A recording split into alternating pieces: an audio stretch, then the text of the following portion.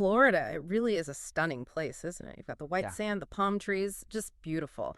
But, well, anyone who lives here knows that beauty comes with a pretty serious seasonal challenge. Hurricanes, it's just part of the deal.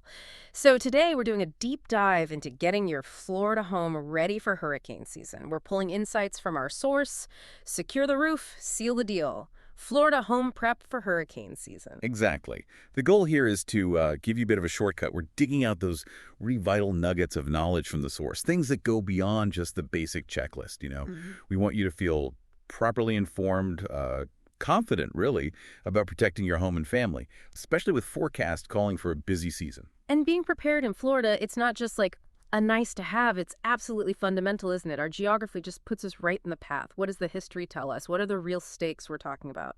Oh, the stakes are huge. It's definitely not just about being inconvenienced for a few days. I mean, look at the numbers. Hurricane Andrew, back in '92, that caused, what, $26.5 billion in damage?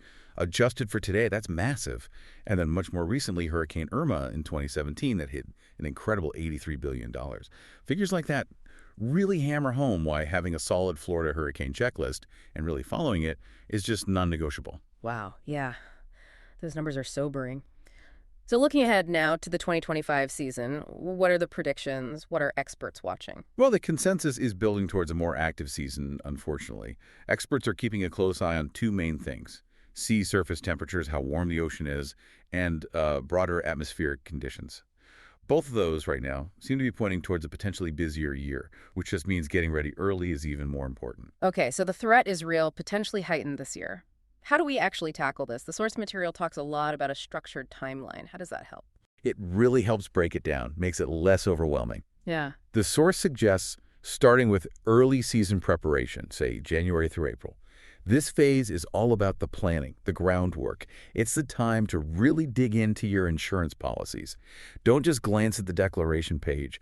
Understand the details. Are there separate deductibles for wind? Is flood damage covered, or is that separate?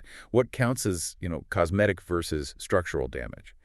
And it's also the time to budget for any potential upgrades. Maybe you need roof work, maybe better window protection. Figure that out before everyone starts scrambling in May. Right, get ahead of the curve. That's the strategic part. Right. Then as we get closer, say May and June, what's on that preseason checklist? Okay, yeah, preseason is when it gets more hands-on. Definitely inspect and clean out your gutters and downspouts. Seriously, clogged gutters can cause so many problems with heavy rain, like water pooling around your foundation. This is also the time to trim back trees and shrubs. You're not just making it look neat, you're reducing the amount of potential debris that high winds can turn into dangerous projectiles. Secure your outdoor stuff, furniture, decorations, grills. Finish up any repairs or upgrades you planned earlier. And, critically, put together that hurricane emergency kit. The source makes a good point. Don't forget things like paper copies of prescriptions, maybe an actual paper map, in case your phone or GPS dies, and a list of local contacts, also on paper. Little things that can make a big difference. That detail on the kit is vital. Okay, let's shift to the house itself, fortifying it. Starting at the very top, the roof, what's the absolute first step? First step, without a doubt, is getting a professional roof inspection and assessment. Sure, you might spot a missing shingle or two, or see some wear around chimneys, but a pro, they're looking for the subtle stuff.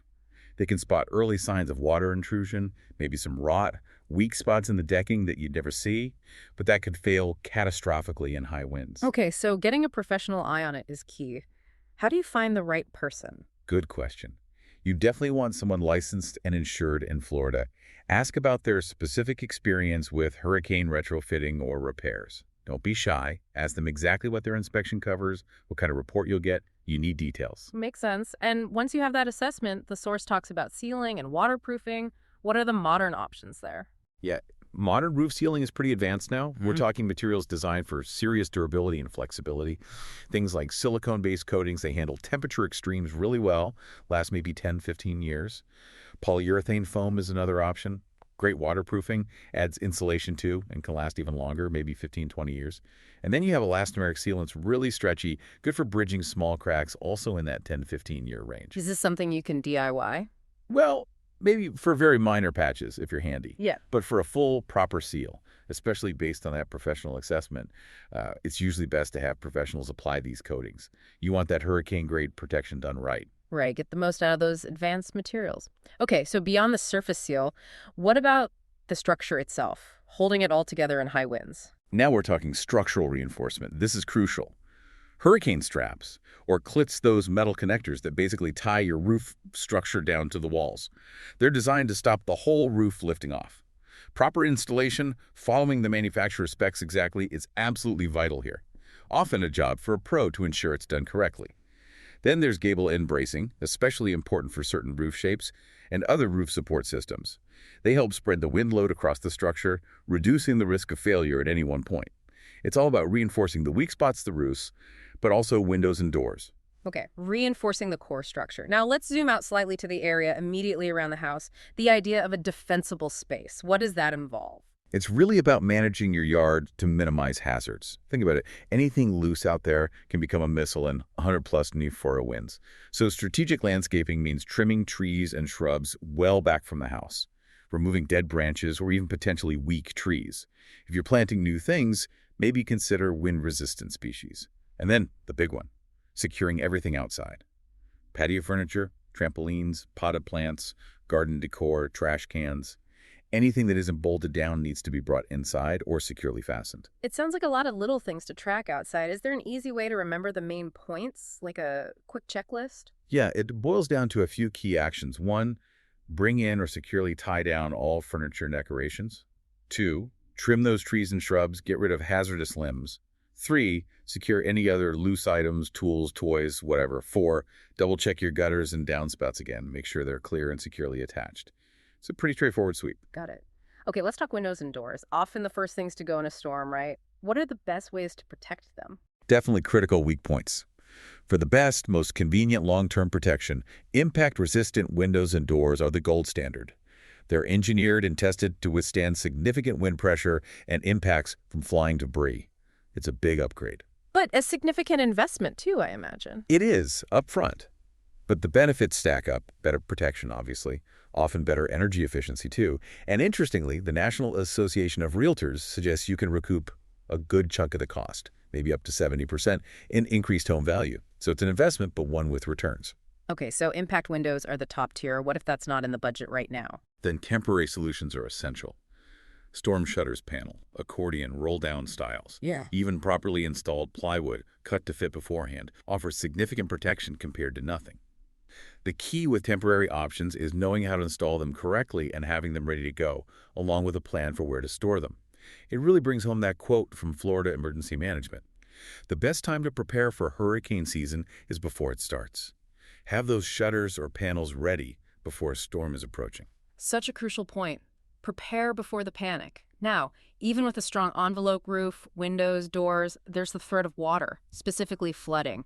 How do we manage that? Right, water management is huge, and it's not just about storm surge if you're coastal.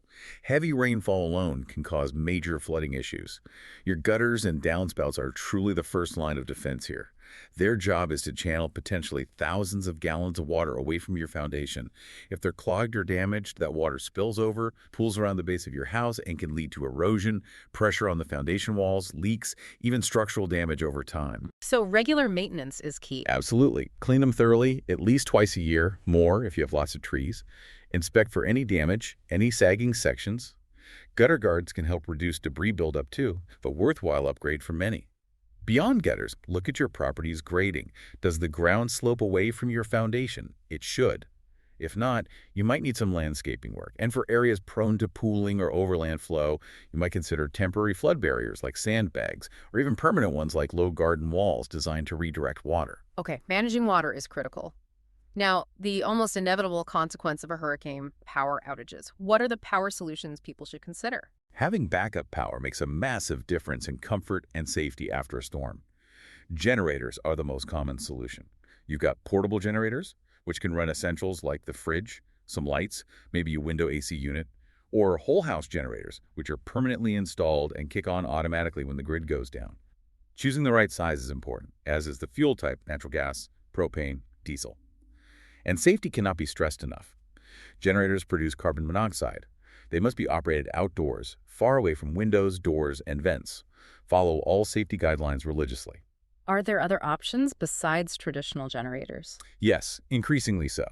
Solar panel systems combined with battery storage are becoming more popular and accessible. They can provide continuous, quiet power during outages, recharging during daylight hours. It's a greener option too, though typically a larger upfront investment. Good point on the safety protocols for generators. Okay, switching gears slightly before a storm is even a blip on the radar, what about the paperwork side? Insurance, documentation. Yes, the administrative stuff. Absolutely vital, but often overlooked until it's too late. First, really understand your homeowner's insurance policy regarding hurricane damage. It can be complex. What exactly is covered? What are the deductibles? Sometimes there are separate, higher deductibles specifically for hurricane or wind damage. And crucially, is flood damage included? Almost always that requires a separate flood insurance policy. So talk to your agent. Definitely. Review your policy annually with your agent or insurance company. Ask questions.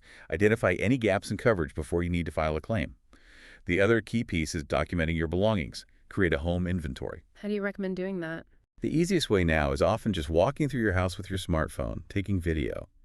Narrate what you're seeing, open drawers and closets. Or take detailed photos. List major items, appliances, electronics, furniture, valuables. Note serial numbers where possible. And then this is critical, store that inventory digitally, offsite. Upload it to cloud storage, email it to yourself, save it on a thumb drive you keep elsewhere. If your home is damaged, you need easy access to that proof for your insurance claim. That digital backup is a great tip. Okay, finally, and most importantly, let's talk about keeping people safe, family emergency planning, and evacuations. Yes, paramount. Property can be repaired or replaced, people can't. Every family needs a clear, simple emergency plan. First, communication. How will you contact each other if phone lines are jammed? Designate an out-of-state contact person everyone can check in with. Establish a safe meeting point nearby if you get separated locally, and maybe one further away if you need to evacuate the area. And evacuation itself. Know your local evacuation zone and routes before an order is given. Don't wait until the last minute. Keep your car's gas tank at least half full during hurricane season. Have a basic go bag or emergency kit ready in your car with essentials, copies of documents, cash, water, snacks. What about families with specific needs? Great point. Plans need to account for everyone. If you have elderly family members, ensure they have ample medication, necessary medical equipment, and a plan for transport if needed. For babies and young children, pack formula, diapers, wipes, carriers, comfort items, and don't forget pets. Have carriers, leashes, food, water, medications, vaccination records, and know which shelters are pet-friendly in advance, or make arrangements with friends or family outside the evacuation zone. Also, be aware of local resources, county emergency management, official alerts. They provide critical information. Wow, okay. That covers a huge amount of ground. This has been an incredibly thorough deep dive. It really emphasizes that being proactive, getting knowledgeable about protecting your Florida home, it's not just about the building. It's truly about achieving that sense of security, that peace of mind, right? We've touched on everything from the roof down to the foundation, landscaping, water management, power, paperwork, and crucially, family safety plans. Absolutely. And the hope is that you, the listener, take these points from the source material and really apply them to your own situation. Remember, preparedness isn't something you do once and forget. It's an ongoing process. But it's genuinely a smart investment, maybe the smartest investment you can make in your family's safety and your property's future. So to leave you with something to think about, after hearing all this today, drilling down into the specifics, what's the one area of hurricane preparedness you feel is most urgent for you to address for your own home, your own family? What's your top priority now?